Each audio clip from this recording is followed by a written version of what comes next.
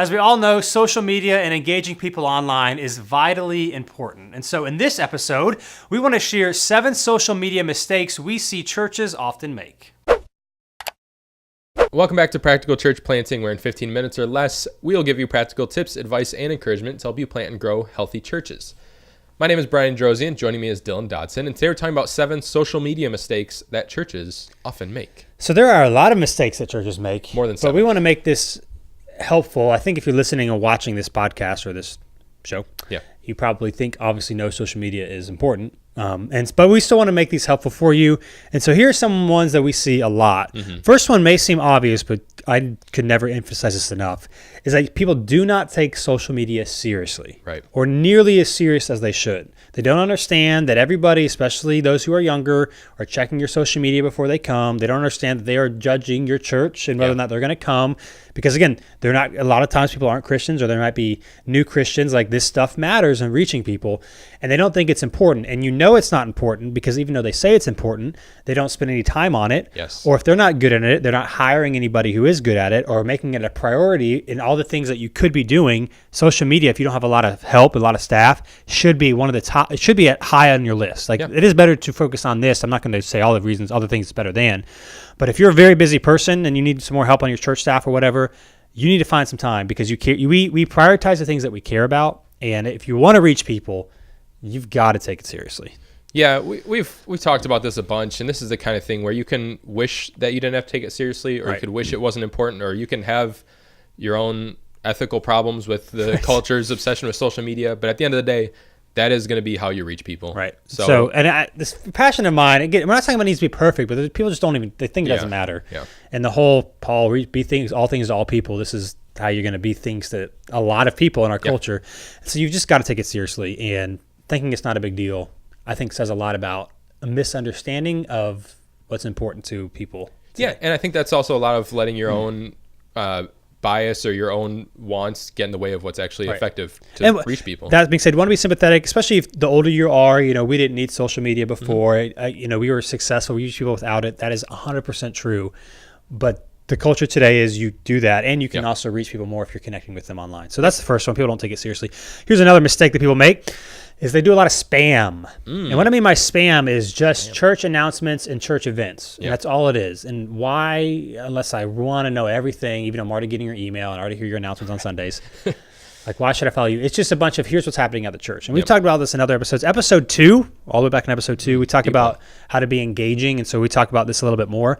But don't just spam people. Talk about stuff that's engaging. Talk about stuff that's fun. Like, do a fun post. It doesn't always have to be religious, or it doesn't always have to do with your church. Like today, on the day we're recording this episode, it's National Pie Day. So on our Facebook, we have a poll. Tell us your favorite pie. It's just fun, and people comment, and it gets engagement. And so don't just spam people with stuff. Give them value. Give them something they actually want to see, not just announcements and events. Yeah, I think when you just when you just spam people with stuff, you kind of turn into, like, people will just associate you with something that they want to swipe past. Right. Every time they see your stuff, they'll just go. It's just like ads. Now ads always pop up in your feed.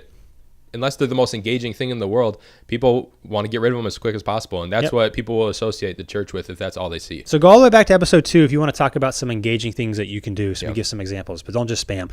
Number 3, stock images and or clip art. Now, you may not use clip art as much anymore, but stock images, it's just like either on your website or social media. People know it's a stock image. It's not a representation of who's at your church. Don't use cheesy stuff. Don't do that. And especially, I think this is the biggest offender when it comes to people, when you're using pictures of people instead of people at your church. And your reasoning behind it might be good. You might not be a good photographer. You might not have a good camera. And so you can find higher quality images of people sitting around and talking than you can take. True.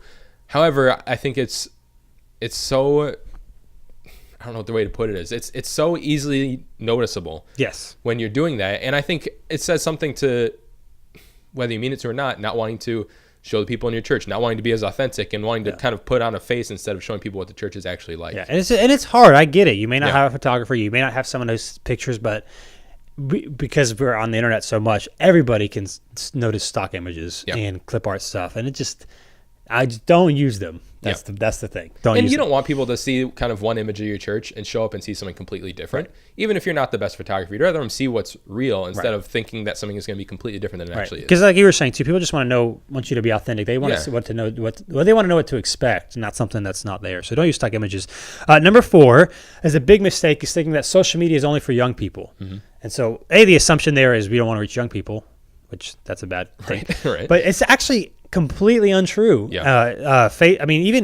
Yes, they all skew younger. Facebook a little older than Instagram and Twitter, but everybody's on Facebook. Like I think I said this previous episode.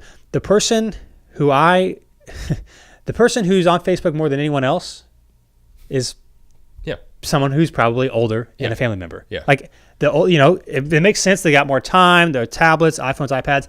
Like who do you know that's on Facebook a lot? It may be your grandparents. It may be your parents who are retired. Like people are on social media all the time, and it's not just young people. And so assuming it's just young people means you could be reaching, again, all things, all people, actually everybody through social media, not just young people. And so, that's a mistake and assumption that's wrong that a lot of people have. Wasn't it the joke now, like with teenagers, that Facebook is for like parents and grandparents? Right. So that kind of thinking, I think, is pretty outdated thinking. Right. Yeah. So again, it's not just for young people, and you're missing not just young people but older people if you're not engaged in it. So that's a mistake.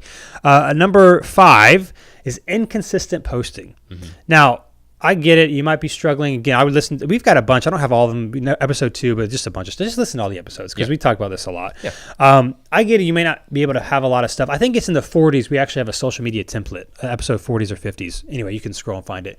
We actually say, here's some things you can post. But let's say you don't have a lot of stuff. Let's say you haven't listened to that episode yet. Right. It's better to post once or twice a week, which is low, as opposed to posting 2 or 3 times a day and then nothing for another week. Yeah. Like people, like I actually notice how often does somebody post if I'm on their page or their Instagram or Twitter handle, like it's a business or a church. Like I'll look and see how consistent are they. Mm-hmm. And so it's better to be consistent and spread out because it shows that you're engaging and you're thinking about it.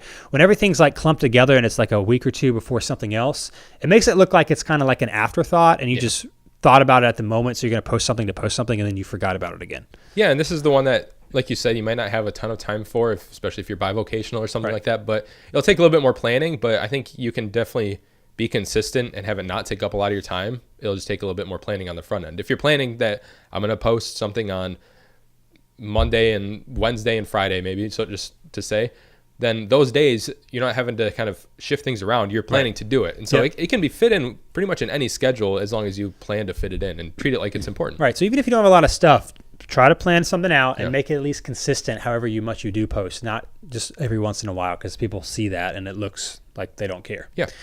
Number 6 is that churches often don't ask other people in their church to engage with their content. And we've talked about this before, business pages on Facebook, that sort of thing. They don't show up organically in people's feeds as much as a personal profile does. Yeah. That doesn't mean church should have a personal page. It should not. It should have a business page. Don't do that. But the one way to combat that is to have people engage in it. So one way to do that is to have engaging stuff, but also just to tell your people, hey, we want this to show up in more people's feeds and stuff. Anytime you see anything from our church, like it, share it if you would like, comment if there's something to comment about, but engage with it because the more people that engage with it, the more likely other people will see it in their news feeds as well. Yeah, I think some people might fear that this comes across as inauthentic or something, but in reality, you're being honest with people, and this is what we need. And as a church, if we want to reach more people, it can't be done with one person. And the thing is, too, is a lot of people in your church, a lot of times I've found in our almost only 2 years of church that people want to help. They just don't know. And so if you tell them just by liking stuff that they're actually making a difference and you're being honest because they are, people love that stuff. Yeah. We have a GroupMe that one of our communications intern that created to have people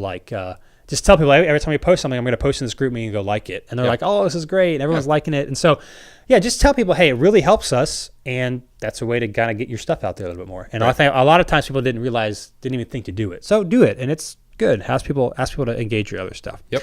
Here's the last one that we'll share for this episode. Number 7 is they don't have consistent handles. And what I mean by that is in an ideal world, and I think it's more important every single day, to have Facebook, Instagram, Twitter, and your website and YouTube if you have enough subscribers all be the same thing. So for us, ours is New City RDU. RDU, Raleigh-Durham, is the area that a lot of people know it by. So newcityrdu.com. Twitter is @NewCityRDU. Instagram is @NewCityRDU. Facebook is facebook.com/NewCityRDU. Right. Once we have enough YouTube subscribers, it will also be New City RDU. Yep. And so it makes it easy for people to find you. They don't get confused with you with someone else. And I think sometimes it's easy we just assume that everyone's going to go and search us out. Yeah. But they're not going to remember all your handles. And I've literally have actually seen people follow the wrong church thinking it was theirs because the things were mixed up. Yeah. And so, yeah. Well, I mean, we've talked about this on, I think episode 1 about church names. I think that was the first episode we ever did on how to name your church.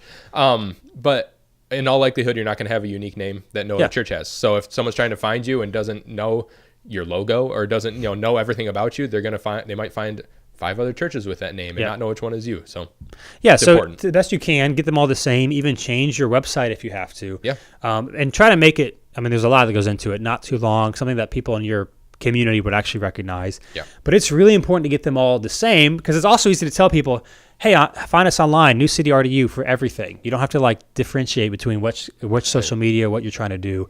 And that's a mistake I see a lot of people make unintentionally because we don't see the value. We don't understand how important it is to make it really easy for people to follow us. Yeah, make it easy and recognizable. Like you said, don't come up with something crazy because you'll be able to get them all. Right. So again, here's 7 mistakes we see. Number 1, that people don't take it seriously enough. Number 2, it's just spammy. It's just events and announcements. Number 3, stock images. Number 4, thinking it's only for young people. 5, inconsistent posting. 6, that we don't ask other people in our church to engage in our content. And then 7, not having consistent handles. And so those are mistakes that people make. Yep. If you have questions about social media or anything about church planning, Brian, where do they go? practicalplanning.com/questions. So submit it there. We'll talk about it in a future episode. Thanks for being with us, and we'll be with you next time on Practical Church Planting. Thanks so much for watching this episode of Practical Church Planting. Whether you're watching on Facebook or YouTube or Practical Planning, wherever you are, whatever you're doing, make sure you like or subscribe or do whatever it's telling you to do or should do on that platform. And hey, if you are so tired of looking at our ugly faces, but you're not tired of listening to our beautiful voices, then you can find our podcast if you just search Practical Church Planting on iTunes or Google Play. Make sure not to just find it, not just to listen, but to subscribe. Make sure you subscribe. Brian, tell them to subscribe. Subscribe. See you next time.